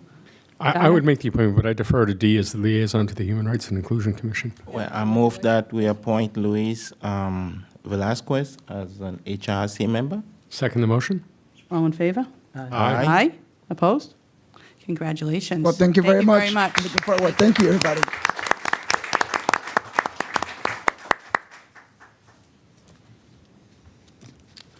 Okay, so we are going to go with, let's see, did I get mixed up here? This is the revised one. I'm going to go right here, right? We're going to go with this one. All right, so the board will consider the application of Denise Loretti, 5 Wellesley Road, for a first-time block party on Saturday, September 27th, 2025, from 3 to 10 p.m. in front of the house at 3 through 6 Wellesley Road. That application was withdrawn Oh, it by was? the applicant. Yep. Oh, okay, I'm sorry. That's okay. Yep, that's right, I did say that. Okay, so we will go to the next one, which is a public hearing will be held under Chapter 138 of the General Laws on the application of Ambridge Hospitality LLC, DBA Doubletree, Boston North, 50 Village Drive, Michael Frodden, manager, for change of ownership interest in an all-alcoholic common vehicular license at that location. Who is here to speak? And Madam Clerk, is the paperwork in order? The paperwork is in order. I don't see an applicant. Can I ask a clarifying question, please, Madam Chair? Yes. The paperwork says there's no change at the local level. Correct. Oh, okay, because this says, so ownership interest in the all-alcoholic common victuals license at that location kind of confuses me, almost that what you're saying is that license is an action, but here, it appears that this is a administrative, changing of an officer or CFO, something outside of Danvers. The applicant provided us with a letter, exactly what the changes are, and it's just at the corporate level. Right. And However, they spoke with the ABCC, and that's how the ABCC Okay. wanted it to go in. So But are we reaffirming the same name that's on the current license? yes, the name Okay. did not change. Great, okay, just, okay. Yep, so And no that was my changes. second question, is I thought we had decided years ago that these corporate changes could be handled by the town clerk, but if you're saying the ABCC is interjecting, then I understand why it comes to the board. We could certainly do that. Okay. So I wonder, Madam Chair, this is, the presentation, is to not change the local license. It's not before us as a board to modify that, or, we can reapprove what we've already approved. Is there any reason that we couldn't do that tonight and allow the corporate officers way upstream? That's a paperwork thing. This is legitimately just a paperwork because someone outside of Danvers, a corporate officer, is being changed. I would feel comfortable, even though they're not here, and I would feel comfortable actually considering the fact that if these come before us, they're paying for lawyers, they're sending in people to executives to come in and before us for what becomes a 5-minute discussion. So I'm perfectly willing to make a motion that we approve this myself, but I want to, and obviously the vote will then be the will of the board, but I think that if we're affirming the same name that we've already approved, I don't understand why we would need, will comport to what ABCC wants. But I think we can do it as a administrative task. Yes, and as long as the clerk is fine with all the I'm paperwork. comfortable with that. The paperwork is in order. Okay. Then, Madam Chair, I would make a motion that we accept the change in application under Chapter 138 General Laws for Ambridge Hospitalities, Michael Fronten, manager, in the change of ownership as identified in the application with no local changes. Do I have a second? Second. All in favor? Aye. Aye. Opposed? Okay, passes. And a motion to close the public hearing?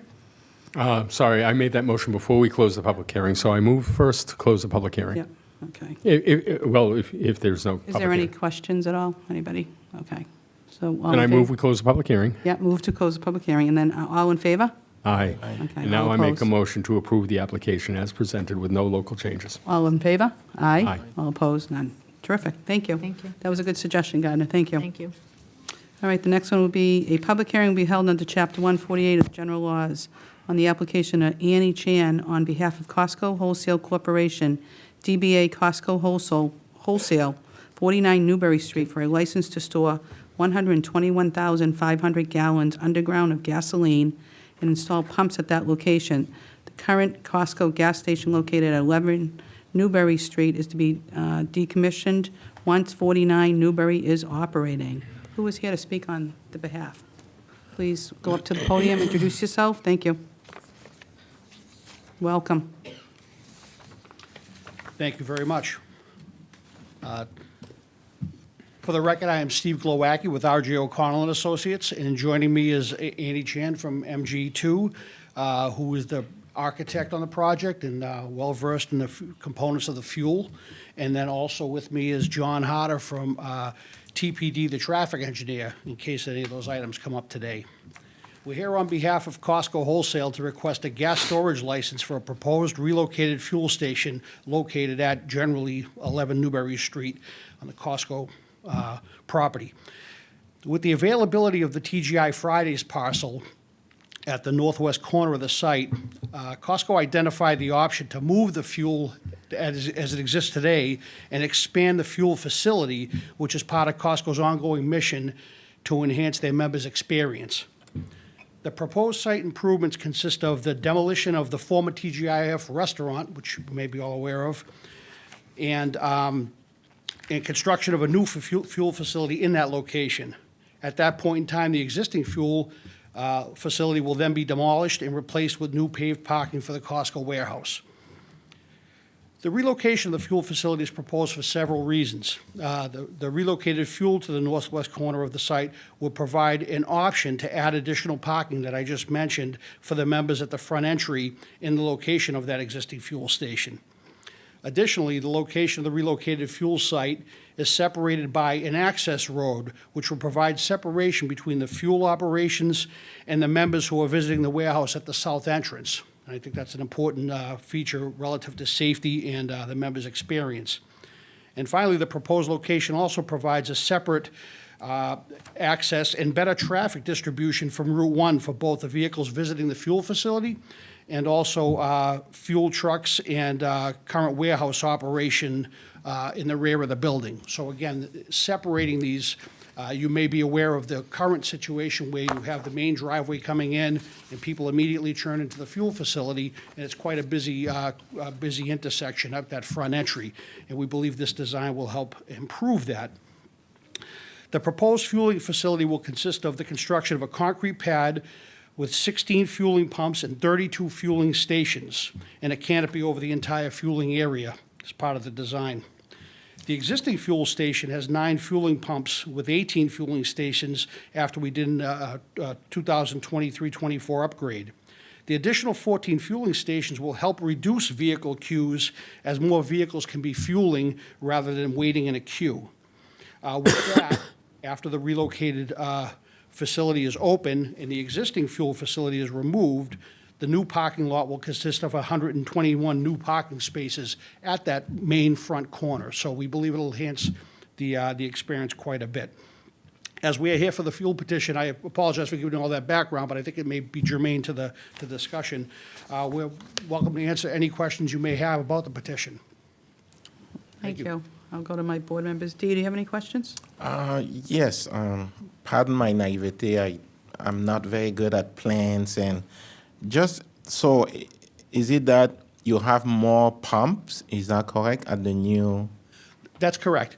So the facility, I'm not sure if you're aware or have been at the Costco fuel facility. Yes. So in the past, several years ago, there were essentially 2 pumps in a row with 3 rows wide, okay? And there was certainly, as we've heard from the Costco members, there were backups and challenges, people getting in. Well, in 2023 and 2023, essentially, we expanded that facility to add an additional set of pumps in front of that with a gap so that vehicles can move around, and again, we can move more people through the queue. With that, as this opportunity has become available at TGI Fridays, we saw that was more area, and we elected to build a 4 pumps deep by 4 pumps wide. And it sounds like we're adding a lot just for the sake of adding it, but in fact, what it does is help the patrons move through much quicker because you don't have to wait in a queue. You'll be fueling your vehicle. So essentially, the additional capacity is to enhance the traffic and move traffic through at a quicker rate to avoid queues. Okay.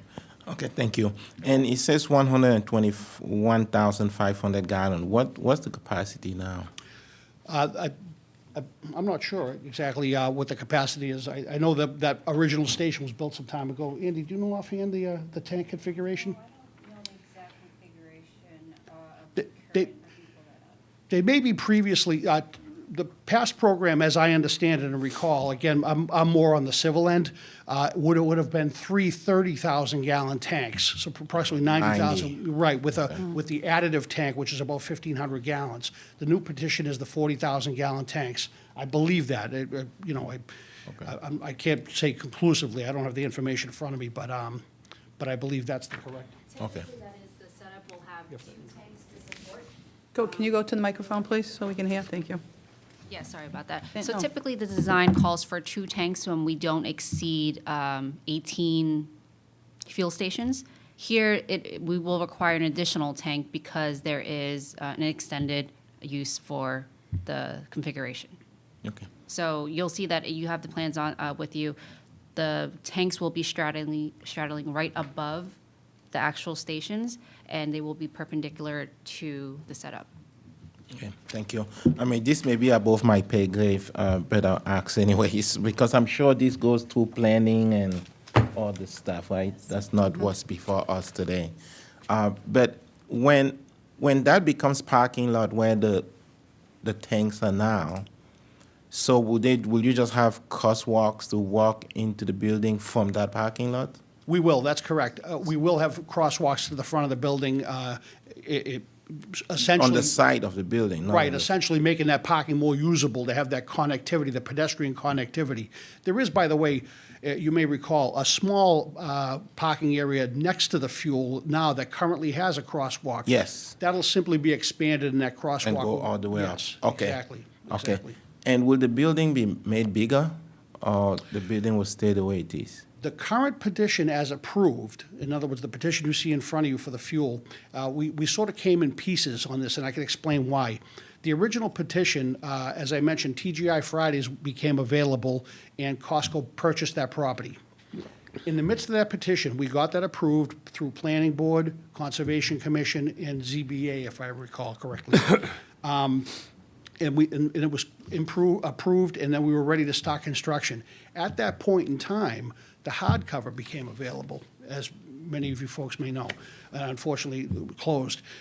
But the hardcover became available. Costco has purchased that property, and now we're in the midst of permitting additional parking at the hardcover and potentially a building expansion as well. So the answer is yes, we will, but it's come in pieces, and we're in the midst of that process. For that process, we've already received site plan approval, And yesterday, we submitted plans for our notice of intent with the Conservation Commission for that expanded petition. Okay, thank you. Just a clarifying point, Madam Clerk. Yes. Madam Chair, too. So what's before us today is just to approve that the site will move from Store, right? it will move to 49 Newbury Street. Is that correct? That's all. It's not a move, because the gas station that they currently have is going to remain operational until they get the new station up and running. Once the new station is up and running, then they would decommission the location where it is today. So they would kind of maintain two licenses until the new one is up and running, and then there are some things they have to do environmentally to decommission the old property before they could park cars on it and whatnot. Okay, so we're issuing another license for... So this is a new gas storage license at this new address. The address is different. And then, so for now, there'll be a little overlap.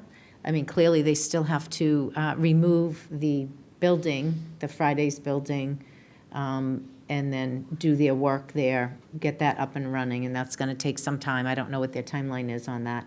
That's more of a planning thing. But once that's up and running, then they would decommission, and then that all needs to get inspected by fire department. The state has to come in and make sure that the ground soil is all not contaminated. And Okay. then it becomes regular property again. Okay, so before us is just to approve this new license. Correct. And then when they do we give them a time frame to decommission the other one, or how does that work? We don't really get involved in that part. Okay, thank you. Okay. Mike? Just a quick question. Did you say the tanks were going to be on top of the structure? No, below grade. Okay, so they're in the ground, Grade, right? yeah. Yeah. And there's a third tank, and that's, what was that for? To support the additional fueling stations. The pumps, the extra pumps? Okay. All right, I'm sure you had to go through a lot with the wetlands that's right there, I imagine. And super duty fire suppression system and all that? Yeah. That's correct. Okay, all right, thank you. Excellent. Gardner? Just a couple of quick questions. It's hard to read by the map, but is the intent that when this comes to fruition, are you going to allow access at the, I'm going to call it the main store entrance that you currently use? Are you going to allow them to still take a left and go down to the pumps, or are you going to block that off somehow? No, we believe it's important. We believe it's important to have that connectivity through the site. In fact, part of our petition with the planning board was to add some enhanced signage so that the customers understand, if I leave the front of the building, the fuel is that way, or an exit to the highway is this way, for instance. So we added some additional signage. Okay, so now you'll have you'll have two entrances. Yes, which, by the way, we currently do. You currently have. do, right? You previously shared it with the hardcover and TGAF. Exactly. You got Okay. it. All right.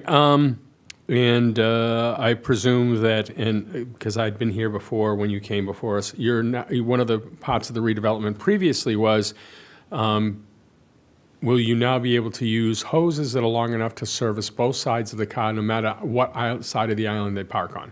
That is correct. In fact, when we did the upgrade that I mentioned earlier, the 23 petition, 2023 petition, we did add the longer hoses then, which also helped that experience in the flow of traffic and vehicles through that queue. Okay. Those are my only questions. I know that the fire department, Concom, planning board, all these others do their diligence. We're not here for the safety portion of it. We're just here for the license, so I'm perfectly fine with this. Great. This is a public hearing. Does anybody in the audience have any questions? Gardner asked them? Okay, that's good. So do I have a motion to close the public hearing? So move. Second? All in favor? Aye. Aye. All opposed? Okay. So who wants to make the motion? Madam Chair, I'll make a motion that we approve the application of Annie Chan on behalf of Costco Wholesale Corporation, DBA Costco Wholesale, 49 Newbury Street, for a license to store 121,500 gallons underground of gasoline and install pumps at that location. And I don't know that we need the last part about decommissioning. So I'll just say Okay, the license that we're granting. as moved, right? So do I have a second? Second. Okay, all in favor? Aye. Aye, opposed? Thank you. Thank you very much. Thank you very much. All right, so we're going to send it over to the town manager, who will report to the board on various items of interest. Ms. Town Manager. Good evening, thank you. I have a couple of things for you tonight. I'll start with the official memo you will receive tomorrow related to manager's compensation plan. I've done some extensive research to figure out what Wayne Marquis has done in the past and what Steve Bartha had done in the past. So you will receive that memo tomorrow, but my job is to inform you that it's coming and to let you know that I believe last October of 2024, so prior to that, and those who are sitting here, I hope remember, Steve had asked a team of managers to do a review and make some recommendations related to the plan. I think this year of transition gives us a really good opportunity to do that, and the goals of some of those changes will allow us to better align the manager's goals, department level manager goals, with the vision of the board and the goals you establish for me as the town manager. It also puts us onto a cycle where it is reflected in the budget. So any of your goals that would have budget considerations will be talked about so that you would have funding in place in theory to accomplish your goal. So we're realigning we're using this transition year to realign the timeline a bit. The major feedback that I heard, so it was chaired by Clint Allen from the utility director, and it was an interesting conversation to see that the feedback was that the managers had not previously had the opportunity to collaborate on their goals, and often found that one goal either was the same as someone else's or contradicted someone else's. So, and also that they were really looking for that opportunity to be part of that larger alignment with the town manager's goals. And timing also being, when you discuss it in the fall, we were already through the first quarter of the fiscal year attached to their goals. So, you'll get the full memo from that from me in the morning. Just a heads up that it was coming, and then in line with what was done last year, which was also transition year, that because obviously I wasn't able to do their evaluations, having just gotten here, they'll get 1.5% in the merit area for fiscal 26, which you all approved in the budget process for last year. So you'll see that in detail. If you have questions, I'm happy to have conversations with you on that. The airport subcommittee that the select board had requested through the resolution related to the airport, I wanted to give you an update on that as well, as I navigate here. So I'm working with Aaron Henry, who I think most of you know was previously an airport commissioner and has some extensive background working with the airport to develop a full scope for what that commission looks like, make sure we get at the heart of what the board was looking for out of that committee, mission, scope, timeline, and we will be presenting that to you and making appointments towards the end of this calendar year, with them kicking off at the beginning of 2026. One of the reasons for the delays, I think it's important that we get through the election, the mayoral election in Beverly, so we have a better understanding of who we're working with in Beverly and what that working relationship is going to be. So an update to let you know we're working on it, but with a timeline. We had our final community roundtable on August 28th. It was, for those who joined all of them, it was the quietest one. It was really interesting. I hope that means that the people in the community who really had something to say feel like they had an opportunity to say it. I enjoyed the experience tremendously. I learned a lot. We had, over the course, anywhere between 25 and 65 people attending. Alicia took fantastic notes. We're extrapolating from that some of the highlighted topics, which I think some of them we heard today, obviously. And I'm going to incorporate those into the goals that we're creating with the select board. So you will see some references to that work. And we're also working on how we can better present the feedback to the public. The minutes are long, so we're working through what we can do to make it more digestible for the public. So you will see some outcome from those roundtables. Thank you for everyone who participated. And the next step for those also is, one of the pieces of feedback was to do staff roundtables to get better connected with the team and find out some feedback on what they think we should be doing and what's rewarding for them in their work, and some challenges. A lot of our employees live here, so I'm looking forward to hearing from them. And I've let the senior managers know they're not invited to that. So that is an open forum for staff at all levels to come and talk with me, not about personnel, about goals for the town. So stay tuned on that one. I was invited to attend the first day back to school for teachers here in Danvers in August. It was probably one of the most rewarding experiences I've had so far, in that the energy level of the teachers in Danvers is incredible. The marching band was there, Vocal Alliance was there. Superintendent Bauer it feels like a pep rally. You are very lucky in this community to have such dedicated, energetic, incredible teachers and leadership. So I wish them all the best of luck in the new year. That was followed by a tour of some of the DPW projects that happened over the summer in the schools. We went to, and I was joined by Member Bennett and Member DeJoco and Member Bennett. I was like, someone else was there. We visited Riverside Elementary School, the middle school, and we did not go to the high school. What was the third? Thorpe. I was there too. I was there for the tour. Yeah. Anyway, so I want to say thank you. The DPW and the schools work very well together to accomplish a lot of projects over the summer. The schools look great going in. There are some things that weren't finished, but the DPW acknowledged what those were and has a plan to address them. So I hope, it looks like the first week of school was off to a great start, and I wish them all the best this year. I also attended a Rotary luncheon yesterday, and the subject that came up the most was about downtown. So I'm really excited to jump in on these downtown discussions. Came up a lot in the roundtables, and continues to be. So I look forward to bringing my expertise there.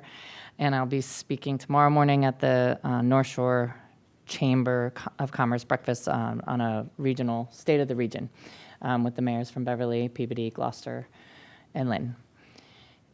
September 11th, we will invite everyone to join us at the fire headquarters. 9 a.m. is coffee and refreshments, and promptly at 9:59 is a memorial service. It's September 11th at the fire headquarters.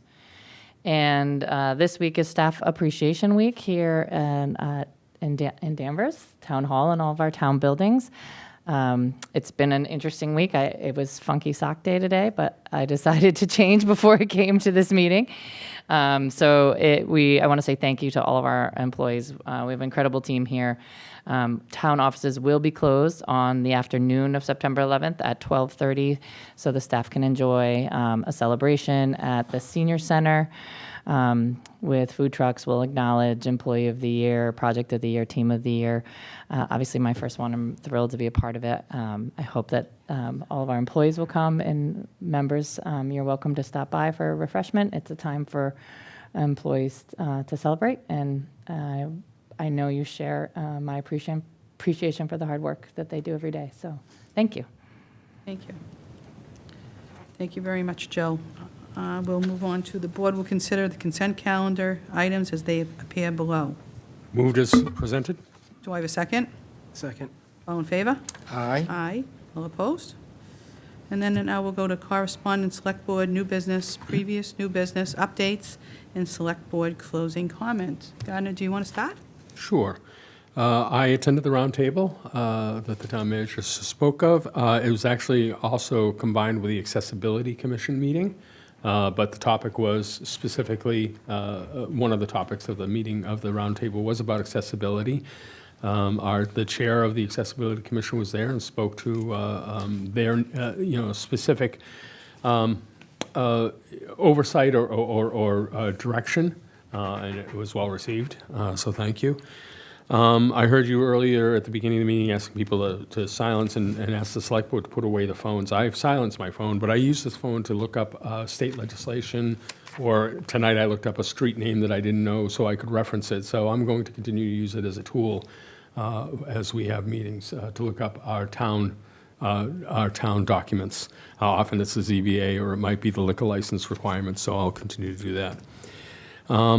We all received, I want to remind people that some people have gotten in a pattern of sending select board business emails to some of our private accounts. I will not respond in that manner.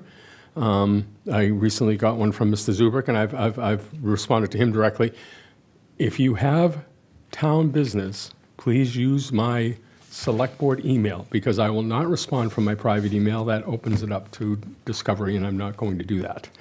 I also remind people that when they write us, which we encourage and want, that if they write to all of us, we can't respond in a manner that violates the open meeting laws, which means I may respond to someone specifically, but we can't deliberate in emails. We can't make decisions in emails. We can't do certain things. And if you send it to all 5 of us, it's for us considered informational. We may respond, I acknowledge that you sent it, I'll give it due consideration, but we can't delve into a subject at that point. So for people who email us, don't think that we aren't looking at it, seeing it. It's that certain things we cannot do by law. I think that's all I had. I've received the same emails that most of you have. It's actually been a quiet summer, thankfully, knock on wood. So that's all I have. Thank you. Mike? Thank you. Gardner, I just wanted to mention that when me and Dee got on, we went to the Mass Municipal Association training out in Devens. Is it Devens or Air? Fort Devens, wasn't Somewhere it? there. Yeah. I went to And they them, had told us at the meeting that the cell phones should not be at the counter here while we're in session, because they could potentially be taken in for evidence if a case goes to court. So I just You're wanted welcome to it. No, I just wanted to tell you that they told us that. That was it. So, a couple things. I got a letter from the Carabello family. Did everybody get that? No. They're looking to purchase or get permission to use a piece of town property that's landlocked between their property and I think the hospital property. I thought the letter said that they sent it to everybody, no? So I can make copies of this after if you like. Madam Chair, if you want an Yes. update. Yes, Sure. please. So we did receive it in the town manager's office. The process is the process of land disposition. So I realize that this doesn't happen often here. I'm very familiar with it in my previous role. So worked with the team to set up a land disposition process. There's basically an internal committee that would review any request. We will meet quarterly. So anybody who puts in a request such as this, and they have heard back from the town manager's office, they'll let them know that we received it. It'll be discussed at the next meeting of the land disposition committee. It's again an internal committee, so it's not like a public hearing or anything. It's just to say what do we have going on that land, and then then the town manager would make a recommendation. FinCom, if the recommendation is to dispose of it, then it goes through a whole nother process that involves FinCom and town meeting and so forth. So yes, it was received, and we now have a process in place with, again, the goal that we share of transparency and setting expectations for the public so they know that it didn't just land somewhere. So they have been, Ann has been in contact with them. Thank you, Joe. Thank you. And a couple more Yes, things. I'm sure, sorry. Mike, go ahead. I Continue. got some emails from some residents about the Essex Tech, the parking issues, and I'm sorry that the lieutenant's here, but but you are here. You got them as well? Yes. Okay, so Preston and Prentice, I don't know if I'm sure you'll address it. I sent the email out before coming to the meeting. Okay, all right, good. Okay, good, thank you. Also, I got an email about outside drinking at the new facility And I don't know, did we allow outside drinking? I can speak to that. Yes, would the clerk like to? So when Comment, please. the Larkin came before the board, they came before the board only for the entertainment license. They have the option to use an outside liquor vendor, which they have chosen to do. I believe the case that there was a comment on, they did in fact have the proper licensing for that. So if they hire an outside liquor vendor, their requirements are that they need to notify the town clerk and the police chief 48 hours in advance that there would be an event that they would be serving liquor. They need to tell us what the event is, what the number of people might be, and an emergency contact person. Okay. So they are within their right to do what they're doing. Okay, good, thank you. Can I follow up on that? I thought they told us that they had to, I thought we were informed that they had to receive a one-day liquor license if they're going to have an event that has liquor. And that they had a certain number of those that they had to go to their board before coming before our board. I didn't think they had a carte blanche opportunity to sell, to provide liquor. They have the option to do that, as does St. John's Prep, as done the Glen Magna. So did that event have a one-day liquor license? Which event? The event that was in question? They hired a liquor vendor who has a liquor caterer license through the state of Massachusetts. And they used Vinwood Caterer, as does Glen Magna, and as does St. John's Prep. So they do not have to come to us for those events. They have the option to come to us if they want to use a one-day liquor license from us, but they are not required to do that. I am now completely confused that they have a opportunity to have liquor at every event if they hire a licensed person. That was not my understanding, that, and not the questions we asked specifically, which is, do you have to have, if you have events, it doesn't matter that it's not about Vinwood, it's not about a licensed caterer. Are you saying that anybody who hires a licensed caterer, like if I decide to hire Vinwood, I could hire them at my home and I could have an event and I could have liquor through them? That was part of the discussion and debate, is that we weren't giving Vinwood a non-location liquor license. Well, we don't have a similar arrangement with Glen Magna. No, nor do we with I St. understand John's that. Prep. And when It's the Glen Magna same. and St. John's wants to have an event, they come for us for a one-day liquor license, That's- independent of who they hire to serve. That's incorrect. Oh. They have not been coming to us. They have the option to come to us if they choose not to hire a liquor caterer. There are times where they do come to us. However, they have the option of using a liquor caterer. And what the arrangement is with the liquor caterer, what the cost is, I'm not quite sure. That's not my purview. Okay, I'll take this offline, but I Okay. did not understand that liquor caterers can provide services of liquor service anywhere in town if you hire them. State license, though? It's a state license. Okay. Yes. Okay, Mike, did you want to? One Yeah, last- no, of one course, last no, take your thing. time. Since I've stirred the pot again, Lieutenant, I know the season's coming to an end, but at a rail trail meeting, there was discussion about the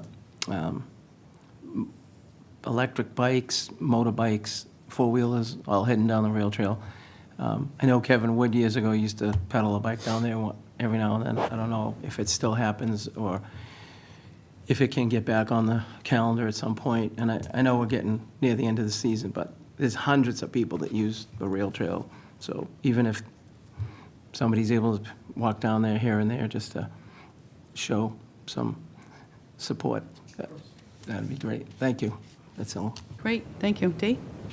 Thank you. I also did attend the last town manager open session. It was, I mean, they were quiet, but the questions were very productive, in my opinion. And talking to the resident, it seems that they've been well received. I don't know if it's just a honeymoon or if it's gonna. We're hoping it stays that way. People were very appreciative. they were actually asking that select board members should do one of those. Like, I don't know. I also visited the schools with the DPW work, and again, kudos to our DPWs and our schools. The energy of the people that work for this town was very palpable during that visit. They love what they do, they're passionate about it, and we should be very grateful. Superintendent Bauer is like a rock star. I mean, we walking down and kindergartens are like, Mr. Bauer. I'm like, wow. So clearly, he makes his presence known. He's not an office person. He's out and about, and I think that's a really good thing. The last thing I'll mention is Sun Taekwondo in downtown is going to be hosting a St. John University Championship Cup. And it's the first time they're coming from, it'll be from all over the country. And this St. John University is in South Korea. And it's going to be the first time they're holding that championship in the United States. Wow. And it's going to be in Danvers. That will be on October 11, Danvers Denver Indoor Sports Center. October 11, I'm sure it will look, the ceremony starts at 11:30. They're expecting about 500 to 700 people for that event. And it's actually also the first time that Danvers is going to be hosting a Taekwondo championship. So I think it's a big deal. He will love all the elected officials to attend if they can and show their support. I know the dean of the master program at St. John University in South Korea will be in attendance, and a few dignitaries. I've also extended this to our state rep, Sally, and I hope she extends it all the way to as high as she can go. Thank you. Thank you, Dee. All right, just a couple of things. The tour was spectacular. I mean, that was really good. Dan Bauer is a terrific guy, and really, you can tell all the DPW workers, the whole town-wide for the schools, to support the schools. It's great. I do want to thank Jill for a terrific job with the community roundtables. I mean, that's spectacular. I like the idea how you're going to have the staff roundtables, which is great, too. I would like to give my condolences to the Typert family. We lost Janice Typert, who everybody knew. If you didn't know her, you should have known her. But I just wanted to say that. I did want to let people know that the reminder for the updates we got in the town manager and the town manager acts. The review committee will make a presentation at our next meeting, and I'm going to have maybe Ann or Jill send this out to the board members. The town council will be in attendance to help answer legal questions. The select board deliberations begin 10/7, and we will be considering the recommendations of the review committee as well as the select board proposals. In order for members to have time to review and consider other members' proposals, we're requesting that initial proposals be submitted in writing to the town manager office clerk, Ann Freitas and Kathy Ellsworth, via email by 9/29. They will then be distributed to the select board and included in the packet prior to the 10/7 meeting. If members have additional proposals to submit as deliberations continues, we ask that they submit in writing to the town clerk and the town manager's office by Thursday before the select board meeting, where they will be discussed. We have established these protocol recommendations to better prepare the select board for efficient and effective meetings and to provide transparency to the public. Jill will email the above timelines to the select board members tomorrow. Thank you. Reminders to the public. Initial meetings including, and I'd like to see, hopefully we'll see everybody there, initial meetings including 9/23 presentation and the select board deliberations are public meetings, not public hearings. We will not be taking questions from the public. Residents are encouraged to reach out to their select board members with any questions or proposals they would like for the Select Board to consider. There will be a public hearing on the warrant once it's finalized, tentatively scheduled for a December 16th Select Board meeting. There'll be another public hearing scheduled by the Finance Committee date to be determined. So, like we're trying to say, is we want a lot of transparency here. So, folks, look at that. It's on the website. Any questions you have, please submit to your Select Board members. And also to the town clerk, that would be great too. Town clerk, town manager, that would be great. And Gardner, as much as I can appreciate your research and everything that you do, I did ask for respect for this board and for the public that we do not... I'll bring a laptop from now on if that's the case, because I need to do research. I'll bring a laptop and put away the phone. The thing that I do, and I'm sure I don't know how everybody else seems like they have their notebooks, is we write it down. But Mike was right, because I attended that MMA. I will bring a laptop from now on. Yeah, so no cell phones. I will bring a laptop from now on. Well, we'll talk about that too. You and I can take this offline and talk a little bit I'm more. not going to respond to emails from the public about this subject. No, but I'm just saying out of respect, like the public's not going to have the cell I phones. understand that I was the one who was concerned about phones years ago because a member of this board was sitting here updating the board about Red Sox and was not Red Sox scores as they were going on, proud of it.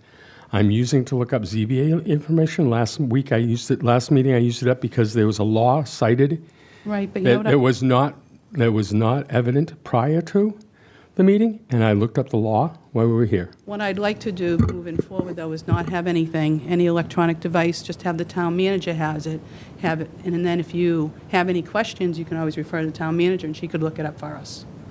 And I use it during the budget time. I'm not going to dissuade from that practice. All right, we'll talk about this later.